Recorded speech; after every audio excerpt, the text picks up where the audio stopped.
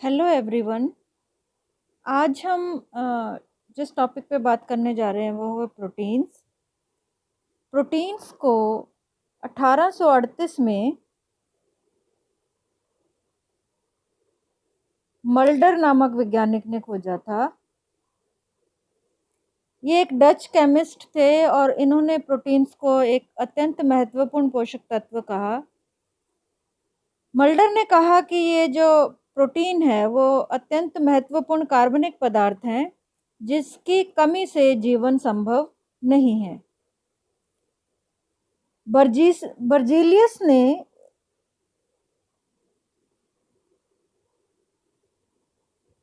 इन्हें नाइट्रोजन युक्त पदार्थों को ही प्रोटीन का नाम दिया। और प्रोटीन एक ग्रीक शब्द है जिसका मतलब होता है take the first place. Protein में कार्बन, हाइड्रोजन, ऑक्सीजन, नाइट्रोजन तथा सल्फर उपस्थित होती है।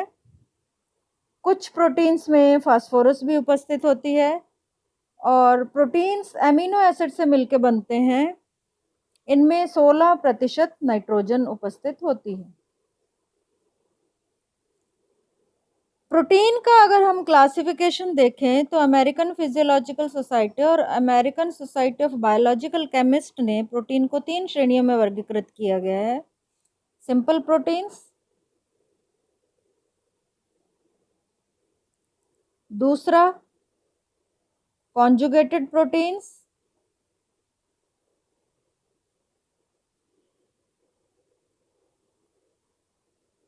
कॉन्जुगेटेड मीन्स संयुक्त प्रोटीन्स, और तीसरा डिराइव्ड या व्युत्पन्न प्रोटीन या सरल और संयुक्त से उत्पन्न होने वाले प्रोटीन्स।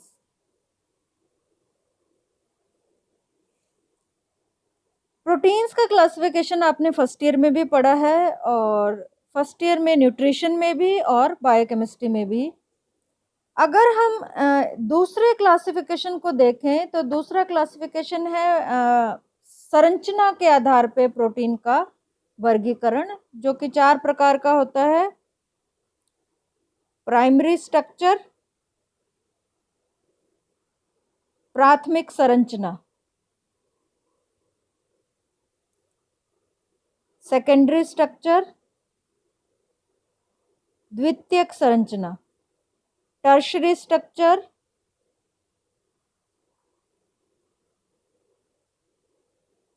तृतीयक संरचना और क्वाटरनरी स्ट्रक्चर, चतुर्थ संरचना। ये जो चारों संरचनाएं हैं प्रोटीन्स की वो इसमें उपस्थित बॉन्ड्स पे आधारित होती हैं। अगर हम सबसे पहले प्राइमरी स्ट्रक्चर देखें तो जब 2 एमिनो एसिड्स आपस में जुड़ते हैं और दोनों का ही अल्फा कार्बोक्सिलिक समूह और दूसरे एमिनो अम्ल का अल्फा एमिनो ग्रुप आपस में जुड़ता है तो पेप्टाइड बॉन्ड बनता है और इसे प्रोटीन की प्राथमिक संरचना कहते हैं। जैसे 2 अगर ग्लाइसिन जुड़ते हैं H2N CH2 COOH, ये ग्लाइसिन की संरचना है। इसको हम खोल के भी बना सकते हैं। ये 2 ग्लाइसिन मॉलिक्यूल हैं जो कि आपस में जुड़ेंगे और इस कार्बोक्सिलिक समूह और इस एमिनो समूह के बीच में बॉन्ड बनेगा। H2N CH2 CONH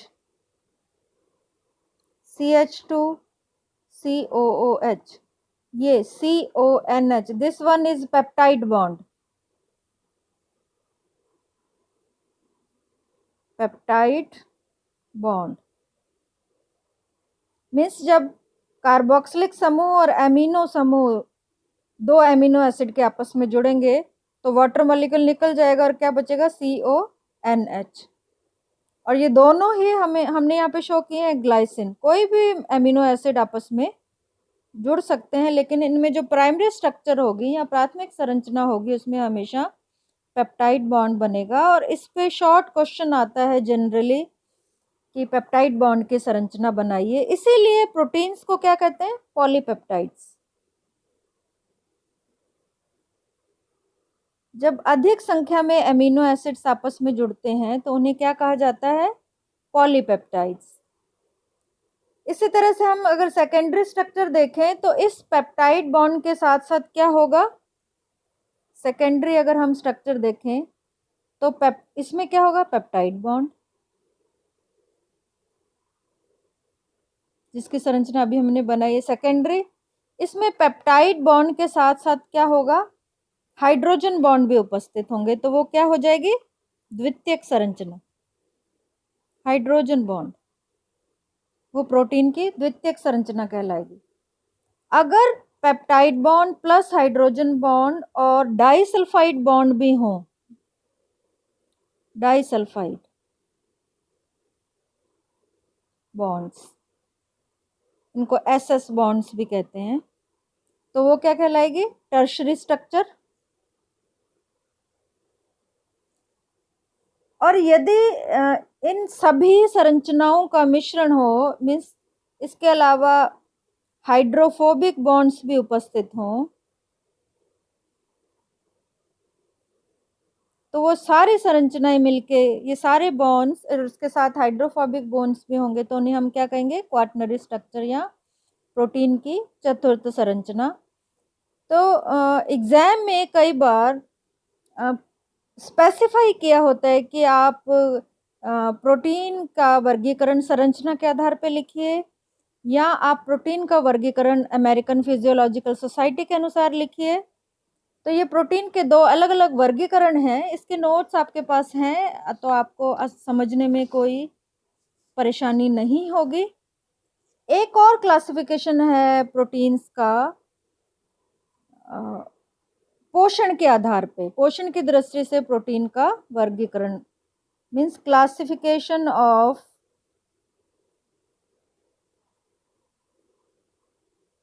प्रोटीन्स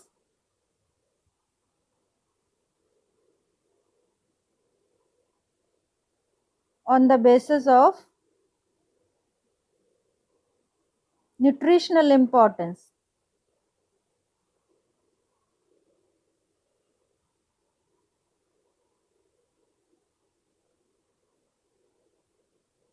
पोषण की दृष्टि से भी प्रोटीन का वर्गीकरण है। तो प्रोटीन के 3 वर्गीकरण है, आपको तीनों ही याद करने हैं और किसी भी प्रकार से आपको एग्जाम में पूछे जा सकते हैं।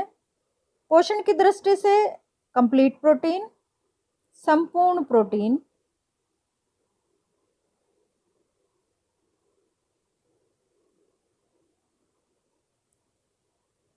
दूसरा partially complete protein, complete protein, और तीसरा इनकम्प्लीट प्रोटीन।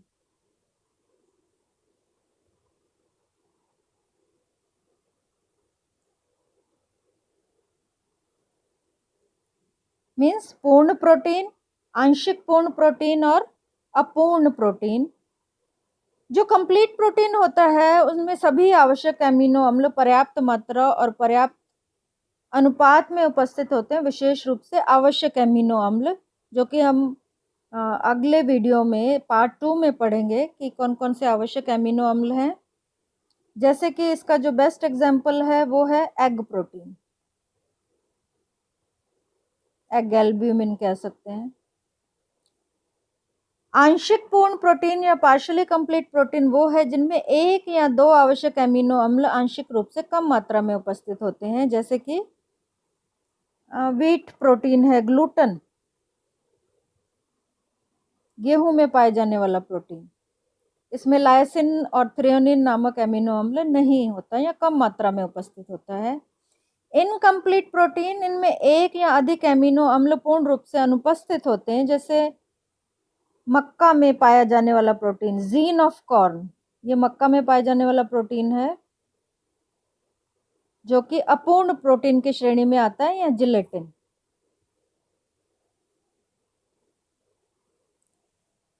तो ये 3 क्लासिफिकेशन थे प्रोटीन्स के अमेरिकन फिजियोलॉजिकल सोसाइटी के अनुसार। अगर हम रिव्यू करें तो सरल प्रोटीन, सिंपल प्रोटीन आगे नहीं टूटेंगे, ये सिंपलेस्ट होते हैं, सरलतम होते हैं। कॉन्जुगेटेड, अगर सिंपल प्रोटीन के साथ कुछ जुड़ता है तो वो कॉन्जुगेटेड बन जाते हैं, जैसे लिपोप्रोटीन है, ग्लाइकोप्रोटीन्स है, कार्बोहाइड्रेट जुड़ जाएगा तो ग्लाइकोप्रोटीन हो जाएंगे, लिपिड जुड़ जाएगा तो लिपोप्रोटीन हो जाएंगे, सल्फर जुड़ जाएगी तो सल्फोप्रोटीन्स हो जाएंगे। तो सरल प्रोटीन के साथ कोई भी प्रोटीन जुड़ता है तो वो क्या हो जाएगा? संयुक्त, सरल। और इनसे उत्पन्न होने वाले क्या कहलाएंगे? व्युत्पन्न, प्रोटीएसेस, पेप्टोन्स इत्यादि।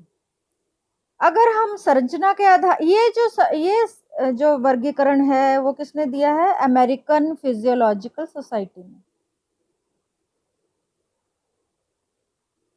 Bye American physiological society. अगर हम संरचना के आधार पर देखें तो ये 4 प्रकार का होता है: प्राथमिक, द्वितीयक, तृतीय और चतुर्थ। प्राथमिक जिसमें पेप्टाइड बॉन्ड होता है, द्वितीयक जिसमें पेप्टाइड बॉन्ड के साथ साथ हाइड्रोजन बॉन्ड भी उपस्थित होता है, तृतीयक जिसमें पेप्टाइड बॉन्ड हाइड्रोजन बॉन्ड के साथ साथ डाइसल्फाइड बॉन्ड भी उपस्थित होता है, और चतुर्थ संरचना जिसमें peptide bond hydrogen bond disulphide bond के साथ साथ हाइड्रोफोबिक बॉन्ड्स भी उपस्थित होते हैं। ये पेप्टाइड बॉन्ड की संरचना, इसमें 2 ग्लाइसिन अमीनो एसिड को जुड़ते हुए दिखाया गया है। ये कार्बोक्सिलिक समूह है, ये एमिनो समूह है, और जब आपस में जुड़ेंगे तो CONH बॉन्ड बनेगा, जो कि कहलाएगा पेप्टाइड बॉन्ड, और इसको एमाइड बॉन्ड भी कहते हैं, एमाइड बॉन्ड। क्योंकि एमिनो एसिड्स जब आपस में जुड़ते हैं तो पेप्टाइड बॉन्ड बनता है, इसलिए प्रोटीन्स का दूसरा नाम है पॉलीपेप्टाइड्स। प्रोटीन को क्या कहा जाता है? पॉलीपेप्टाइड।